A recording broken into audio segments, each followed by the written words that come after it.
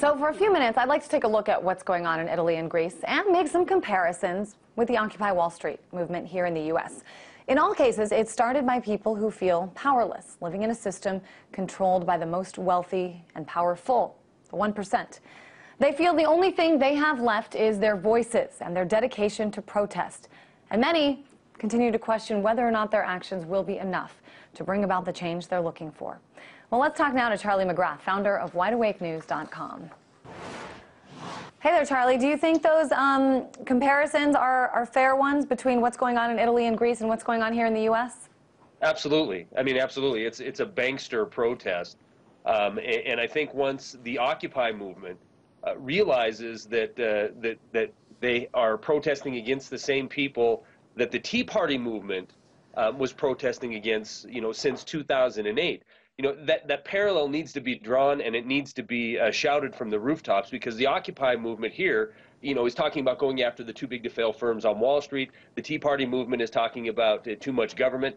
But the message that needs to be delivered to all the people in the Occupy and the Tea Party movement is they are absolutely one and the same. So the people who are out protesting Wall Street right now, they are protesting the government, and vice versa. So if we look overseas and see what the people are protesting there, it is the implementation of bankster rule over these countries. Your report talked about Mario Monti and Papademos, right? These are bankster puppets. Papademos comes right from the European Central Bank to replace the Prime Minister of Greece, because the Prime Minister of Greece had the audacity to put the make a referendum for his people if they were going to accept this bailout deal or not. Within 2 weeks, he was gone, and we have a bankster in there. If you look at Mario Monti in Italy, his track record, he is also a bankster puppet. I mean, he's the head of the European Trilateral Commission. He's a Bilderberger. He has the right pedigree to work on behalf of the banksters. This is why people are in the streets around the world. So you're saying, Charlie, that, a lot of people call it scapegoating, what we saw in Italy and Greece. They saw Berlusconi step down, Papandreou step down. They said, okay, we're going to get two people in who actually know how to fix this, who know what's going on. You're saying the opposite. You're saying that these leaders were actually speaking for the majority of their people, and now they've been replaced by leaders who have a much closer ties with sort of the 1% in those countries? They are the 1%. These are banksters. They come from that community. I think the legitimate Prime Minister Berlusconi in Italy, he was under tremendous pressure to do something on behalf of the banks to make sure they wouldn't realize a loss. The same thing inside of Greece. And I can't even imagine what was said to them behind closed doors, especially in Greece when they were going to put it to a referendum vote. The proof is in the pudding. Look what we have right now. We have the leadership being completely decapitated from these countries, and we have interim banksters in there so they can do the bidding of the banks. Well, let's contrast then for a moment what we've seen in these two countries. Certainly we saw a changing of the guard, a change in leadership as a response to the financial crises in both of those countries. What about what's happening here? Occupy Wall Street still, of course, in its very young stages, only 2 months. Voices are loud, messages becoming more clear.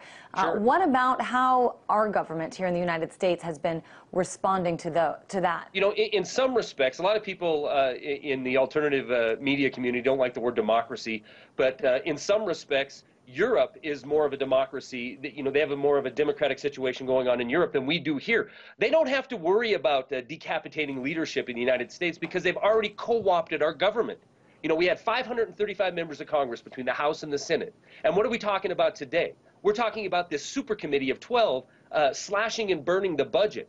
And when this does occur, when the pendulum swings from the left to the right in the perceived left-right battle, we're going to see massive austerity that these senators and congressmen are going to be able to throw their hands up in the air and say, I didn't have anything to do with it. It was an automatic cut. If we couldn't come up with a deal in the super committee, then these cuts are going to be in place. So at least inside of Europe, you have these 17 EU nations that have a voice. And what we're finding out is if the voice isn't lining up with the banks, they're gone.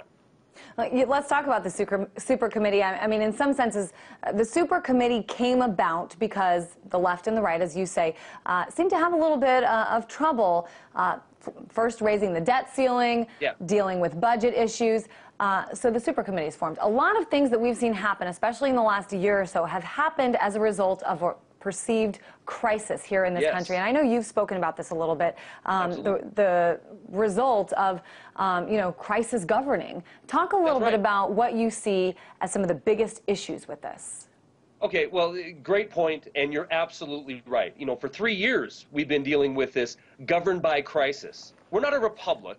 We're not even a shoddy democracy in this country. We govern for the next crisis. If the crisis is the financial markets are going to freeze up if we don't bail out the too big to fail, we get it. The last time Congress represented the people of this country would have been September of 2008 when they returned a no vote to the bailout. We saw financial terrorist activity occur from that point forward, so these banksters and these too big to fail firms can get everything they want, and they do this by governing by crisis. The exact same thing we see going on inside of Europe. We need a crisis, we let it escalate so we can get rid of leadership, so we can implement austerity. And if we think in this country that it can't happen, then we need to wake up, because it is happening.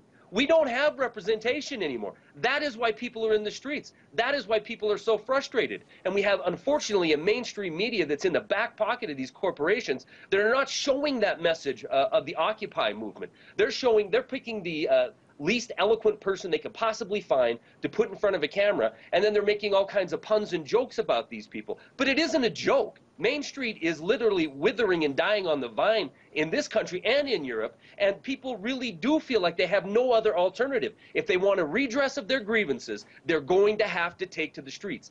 That is where the world has been led to, and that is where we're at. It is so interesting, Charlie, when you talk about this governing by crisis. And every time there seems to be a deadline here in Washington, it never gets done before. It's always till the last day, and it's often sort of blows up in everybody's faces. Charlie McGrath, founder of WideAwakeNews.com.